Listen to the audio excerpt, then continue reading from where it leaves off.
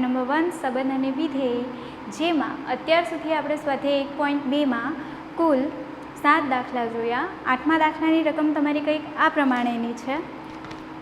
એ અને બી આપેલ ગણ છે, બે તમને ગણ આપેલા છે એ અને બી. સાબિત કરો કે એફ જેમ A cross B tends to B cross A. તમને વિધેય એ ક્રોસ બીથી લઈને બી ક્રોસ એ આપેલો છે. એ ક્રોસ બી તમારો પ્રદેશ, બી ક્રોસ એ તમારો વિસ્તાર. જેમાં તમારું વિધેય આ પ્રમાણે વ્યાખ્યાયિત થાય છે કે એફ ઓફ ક્રમયુક્ત જોડમાં તમને એ બી આપેલા છે, બરાબર, પેર આપેલી છે કે એફ ઓફ ક્રમયુક્ત જોડમાં એ બી ઇક્વલ ટુ કઈ રીતે વ્યાખ્યાયિત થાય છે, બી. જો તમે એ બી પર વિધેય એપ્લાય કરશો તો તમે એને ક્રમયુક્ત જોડમાં બી એ સ્વરૂપે લખી શકો છો, બરાબર. તો આપેલ વિધેય એક એક અને વ્યાપ્ત છે તેવું તમારે અહીં દર્શાવવાનું છે, બરાબર. ચાલો સ્ટાર્ટ કરીએ. સૌથી પહેલાં તમારી શરત પ્રમાણે શરત શું હતી? F of x1 equal to f of x2 that implies x1 equal to શું થવું જોઈએ? x2. અહીં આપણા પાસે એ અને બીનું સ્વરૂપ છે, એટલે અહીંયા આપણે a1 b1 અને a2 b2નું સ્વરૂપ લઈશું, બરાબર. ચાલો સૌથી પહેલાં લખીએ. ઘટક કુલ 4 ઘટક થશે, બરાબર. x1 અને x2નું સ્વરૂપ છે એટલે a1 a2 b1 b2 belongs to શેમાંથી આવશે? a ક્રોસ બીમાંથી. શરત પ્રમાણે સૌથી પહેલાં એ અને બીનું સ્વરૂપ લખવાનું છે, એટલે અહીંયા લખાશે F of a1 b1 equal to f of a2 b2. કઈ રીતે વ્યાખ્યાયિત થાય છે? ઊંધું ક્રમયુક્ત જોડમાં, એટલે અહીંયા લખાશે b1 a1 equal to b2 a2. હવે તમને ખ્યાલ હશે જ કે ક્રમયુક્ત જોડમાં જ્યારે પણ ઘટક આવેલા હશે તો પ્રથમ ઘટક એ બીજા પેરના પ્રથમ ઘટક સાથે તમે સરખાવી શકો છો અને બીજો ઘટક એ બીજી પેરના બીજા ઘટક સાથે સરખાવાશે. એટલે અહીંયા શું લખી શકો છો તમે? b1 equal to b2. b1 બરાબર તમે b2 લખી શકો તથા a1 બરાબર શું લખી શકો? a2. એટલે b1 ઇક્વલ ટુ b2 તથા a1 ઇક્વલ ટુ a2 આવ્યું. તો આના પરથી તમે ઊંધું સ્વરૂપ લખી શકો, લખાય ને, કે a1 b1 બરાબર શું લખાશે? a2 b2. પાછી પેર મળી ગઈ આપણને, સ્વરૂપ મળી ગયું ને. આ જ તમે ઊંધું પણ લખી શકો કે b1 a1 equal to b2 a2. પેર મળી ગઈ એટલે અહીંયા આપણે લખી શકીએ કે a1 જે તમારી શરત છે તે પ્રમાણે શું છે? x1 equal to x2. તો a1 b1 equal to a2 b2 માટે f એ એક એક વિધેય છે, બરાબર. આ ફક્ત ને ફક્ત પેર પર આધારિત છે. ક્રમયુક્ત જોડની જે પેર આવે છે આપણી, તેમાં તમને ખ્યાલ હોવો જોઈએ કે ક્રમયુક્ત જોડમાં જ્યારે પણ ઇક્વલ ટુનું સ્વરૂપ હશે તો પ્રથમ ઘટક સાથે સરખાવાય અને બીજો ઘટક બીજા ઘટક સાથે સરખાવાશે. એટલે b1 ઇક્વલ ટુ b2 થાય, a1 ઇક્વલ ટુ શું થશે? a2 થશે. ચાલો હવે વ્યાપ્ત વિધેય માટે. વ્યાપ્ત માટે શું હતું કે y ઇક્વલ ટુ શું થવું જોઈએ? એફ ઓફ એક્સ થવું જોઈએ. હવે તમને જે સ્વરૂપ આપેલું છે કે F of A B equal to શું થાય છે? બી.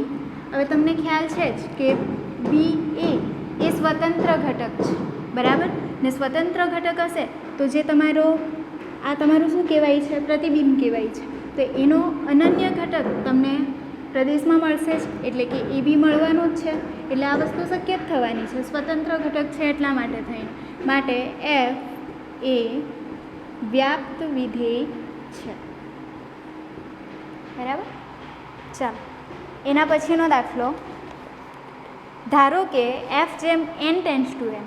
તમને હવે યુગ્મ અને અયુગ્મ સ્વરૂપનો દાખલો આપેલો છે, બરાબર. તો યુગ્મ સંખ્યાઓ કોને કહેવાય, અયુગ્મ સંખ્યાઓ કોને કહેવાય તે તમને ખ્યાલ હોવો જોઈએ.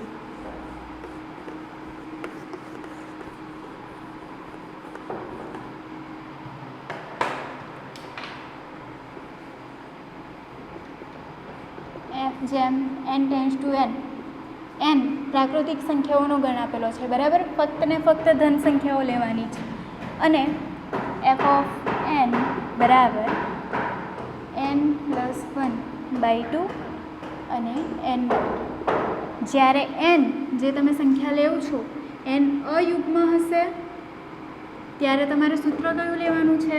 n+1/2. અને જ્યારે n યુગ્મ સંખ્યા હશે ત્યારે સૂત્ર કયું લેવાનું છે? n/2. જ્યાં for all n belongs to capital n છે, એટલે કે પ્રાકૃતિક સંખ્યાઓ લેવાની છે.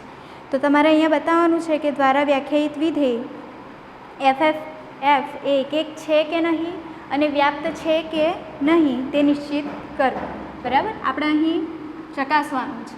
ચાલો, સૌથી પહેલાં તો એક વિધેય માટેની શરત શું છે? f of x1 = f of x2. તો શું થવું જોઈએ? x1 = x2 થવા જોઈએ, બરાબર.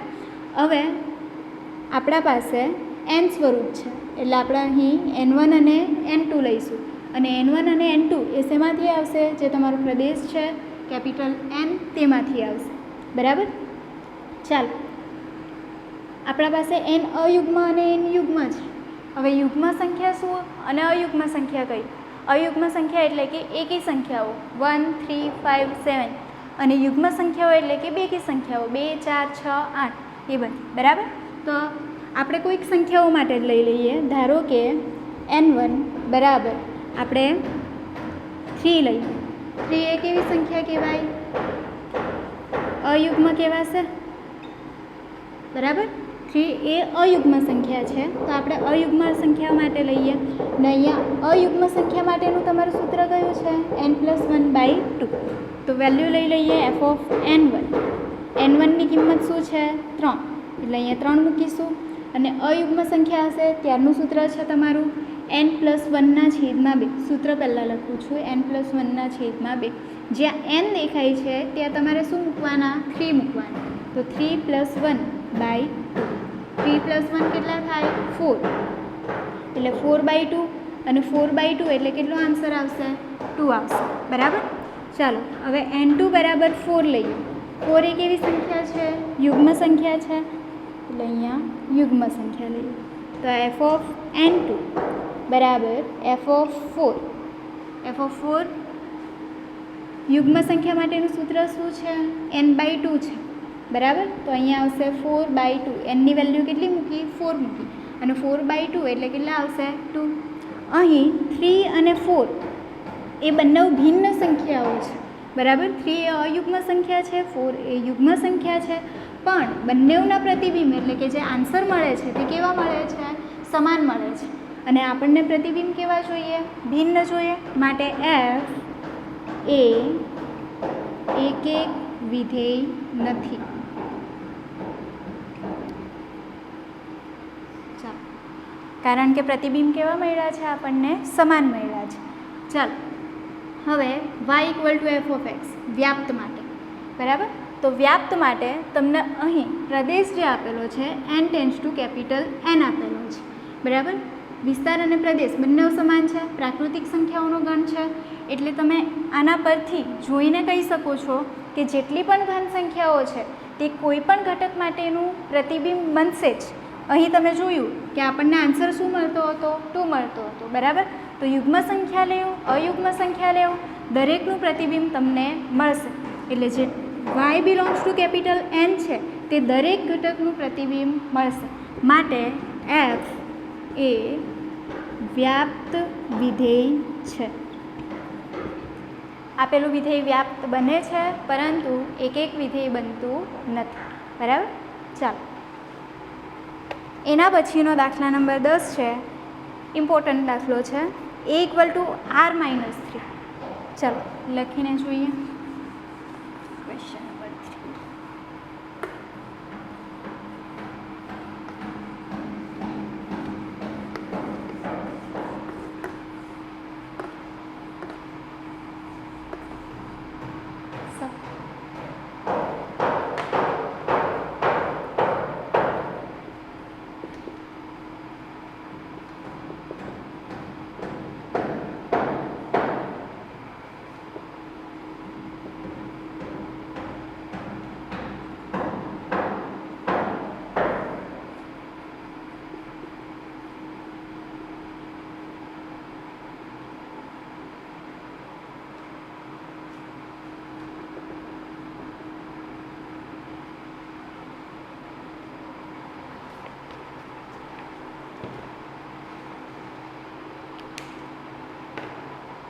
ચાલો, ગણ એ તમને આપેલો છે r-3, એટલે બધી વાસ્તવિક સંખ્યાઓનો ગણ તમને આપેલો છે, પણ શું કીધું છે -3, એટલે કે આપણે જે 3 ઘટક છે, 3 જે વેલ્યુ છે તેને આપણે લેવાની નથી, એટલે કે 1 2 પછી ડાયરેક્ટ શું લેશો તમે 4, પણ 3 ને લેવાના નથી. સેમ તે જ રીતે b ઇક્વલ ટુ શું આપેલા છે r-1, એટલે કે અહીં આપણે 1 ને લેવાના નથી, બરાબર. f ઓફ x જ્યાં તમારું વિધેય f છે તે a ટેન્ડ્સ ટુ b નું આપેલું છે, અને f ઓફ x x-2 ના છેદમાં x-3 ના સ્વરૂપે વ્યાખ્યાયિત થાય છે. સૌથી પહેલાં f of x1 equal to f of x2 જે તમારી એક માટેની શરત છે તે f of x1 equal to f of x2 તમારે લેવાના છે, એના પરથી તમારે દર્શાવવાનું છે કે x1 ઇક્વલ ટુ x2. ચાલો શરૂઆત કરીએ. For all x1 x2 belongs to શું આવશે a ટેન્ડ્સ ટુ b, એટલે ગણ એમાંથી ઘટક લેવાના રહેશે, બરાબર. f ઓફ x1 બરાબર f ઓફ x2. ચાલો f ઓફ x કઈ રીતે વ્યાખ્યાયિત થાય છે x-2 ના છેદમાં x-3, એટલે જ્યાં તમને x દેખાય છે ત્યાં તમારે શું લખવાના x1 લખવાના, બરાબર. તો x1-2 ના છેદમાં x1-3. f ઓફ x2 તો જ્યાં પણ x દેખાય છે ત્યાં તમારે શું લખવાનું x2 લખવાના, એટલે x2-2 ના છેદમાં x2-3. હવે આપણને આન્સરમાં શું જોઈએ છે x1 ઇક્વલ ટુ x2 જોઈએ છે, એટલે અહીં આપણે સાદું રૂપ આપવું પડે. તો તમને ખ્યાલ હશે જ કે આપણે શું કરવાનું રહે ક્રોસ ગુણાકાર, એટલે x1-2 નો ગુણાકાર x2-3 સાથે, x1-3 નો ગુણાકાર x2-2 સાથે. એટલે પહેલા કૌંસમાં x1-2 જે આ પદ છે તે બેઠું, આ પદને બરાબરને આ બાજુ લાવું છું, ભાગાકારમાં છે, આ બાજુ આવશે એટલે ગુણાકારમાં, બરાબર. અહીંયા x2-2 આ પદ બેઠું, આ પદને આ બાજુ લાવું છું x1-3. ચાલો બે કૌંસનો ગુણાકાર કરવાનો રહેશે. પહેલાં x1 નો ગુણાકાર x2 સાથે, એટલે અહીંયા x1 x2, x1 નો ગુણાકાર 3 સાથે, પ્લસ માઇનસ માઇનસ x1 × 3 એટલે શું લખાશે 3x1. હવે 2 નો ગુણાકાર થાય, માઇનસ પ્લસ માઇનસ 2 × x2 એટલે શું થશે 2x2, માઇનસ માઇનસ શું થઈ જશે પ્લસ 2 × 3 કેટલા થાય 3 2 6. સેમ તે જ રીતે અહીં પણ ગુણાકાર થશે, x2 નો ગુણાકાર x1 સાથે, એટલે x2 × x1, x1 x2, plus minus minus 3 × x2 એટલે શું લખાશે 3x2. હવે -2 નો ગુણાકાર થશે, માઇનસ પ્લસ માઇનસ 2 × x1 એટલે અહીંયા આવશે 2x1, માઇનસ માઇનસ શું થઈ જશે પ્લસ 2 × 3 એટલે શું થઈ જાય 6. હવે જે સમાન પદ છે કયા કયા, એક તો x1 x2 અને 6, તો બે પદને આપણે બરાબરની આ બાજુ લાવીશું, બરાબર. કેમ? કારણ કે આપણને માત્ર x1 ઇક્વલ ટુ x2 જોઈએ છે. તો x1 x2 આ પદ બેઠું, આ જે પદ છે તેને બરાબરની આ બાજુ લાવીશ તો આ પ્લસ છે, બરાબરની આ બાજુ આવશે તો માઇનસ. 3x1 વાળું પદ બેઠું જ, -3x1, -2x2 પણ બેઠા જ, પ્લસ 6 છે તેમ જ રહેવા દઈશું. આ પ્લસ 6 છે બરાબરની આ બાજુ આવશે તો શું થઈ જાય -6. આ બે પદ બરાબરની આ બાજુ ક્યાં, અહીં શું વધશે આપણા પાસે -3x2 અને -2x1. ચાલો આ પદ શું થઈ જશે કેન્સલ થાય, આ 0 થઈ જશે, આ પણ 0 થશે, એટલે અહીં વધશે આપણા પાસે 3x1 -2x2 ઇક્વલ ટુ આ બાજુ વધશે -3x2 -2x1. હવે x1 બરાબર x2 જોઈએ છે, એટલે x1 વાળા પદ એક બાજુ અને x2 વાળા પદ એક બાજુ. તો અહીં -3x1 છે એમ જ રહેવા દઈશું, -2x1 છે તેને બરાબરની આ બાજુ લાવીશું, -3x2 અહીં જ રહેશે, -2x2 ને બરાબરની આ બાજુ લાવીશું, -3x1 એમ જ રહેશે, -2x1 છે બરાબરની આ બાજુ આવશે તો +2x2 equal to -3x2, minus વાળું પદ છે બરાબરની આ બાજુ આવશે તો પ્લસ. ચાલો -3 + 2x1 એટલે આ પદ મોટું કહેવાશે, 3 મોટા, એટલે અહીંયા સાઇન કેવી આવશે તમારી માઇનસની, એટલે -x1. અહીં પણ -3 માંથી +2 જાય એટલે શું વધશે -1, એટલે અહીંયા વધશે -x2. બંનેની સાઇન સમાન છે એટલે ઋણ શું થઈ જાય, ધન થશે. એટલે અહીંયા શું આવી ગયું, x1 = x2. જે આપણી શરત હતી તે પ્રમાણે f(x1 = f(x2) નો ઉપયોગ કરીને આપણે શું બતાવ્યું, x1 = x2. માટે f એ એક વિધેય છે. ચાલો હવે વ્યાપ્ત માટે શું આવે, y = સૌથી પહેલાં શું લઈ લેવાના, f(x).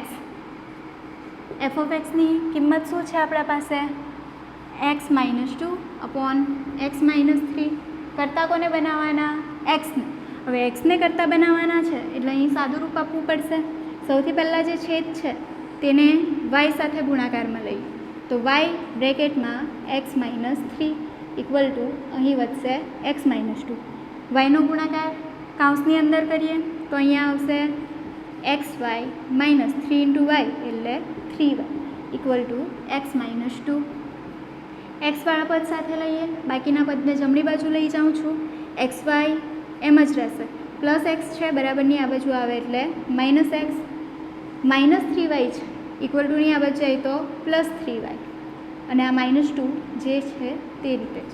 બંનેમાંથી શું સામાન્ય નીકળે, x સામાન્ય નીકળશે એટલે કૌંસમાં વધશે y - 1 = 3y - 2. કરતાં કોને બનાવવાના, x ને. y - 1 શેમાં છે, ગુણાકારમાં.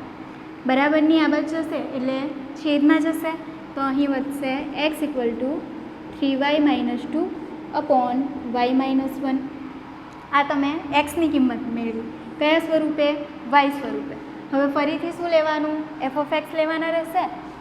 તો f(x) = xની જે કિંમત આવી છે તે મૂકીએ, f બ્રેકેટમાં 3y - 2 / y - 1. f(x) કઈ રીતે વ્યાખ્યાયિત થાય છે, x - 2 ના છેદમાં x - 3. જ્યાં x છે ત્યાં આ કિંમત મૂકવાની રહેશે. કિંમત મૂકીએ 3y - 2 / y - 1 આખાનું -2 છેદમાં 3y - 2 / y - 1 -3.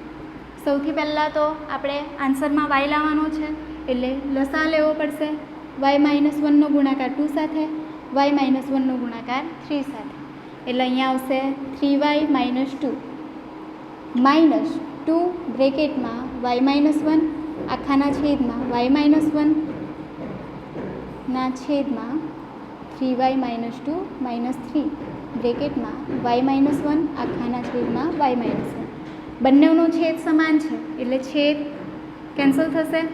3y - 2 બેઠા, -2નો ગુણાકાર અંદર કરીએ, માઇનસ પ્લસ -2 × y એટલે -2y, માઇનસ શું થશે, +2 × 1 એટલે શું થાય, +2 છેદમાં 3y - 2 -3નો ગુણાકાર કૌંસમાં કરીએ, -3 + y એટલે -3 × y એટલે 3y, માઇનસ શું થઈ જશે, +3 × 1 એટલે 3.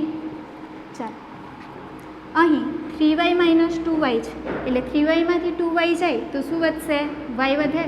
-2 + 2 કેન્સલ, 3y કેન્સલ થાય, +3y છે -3y છે, -2 + 3 એટલે 3 માંથી -2 જાય તો શું વધશે, 1. એટલે y/1 એટલે શું લખી શકો તમે, y લખો. એટલે આપણી જે શરત હતી તે શું, f(x) = શું મળવું જોઈએ તમને, y. એ શરત પૂર્ણ થાય છે. માટે f એ વ્યાપ્ત વિધેય છે. આ સમ ઇમ્પોર્ટન્ટ છે, પ્લસ માઇનસમાં ભૂલ કરતા નહીં, બરાબર.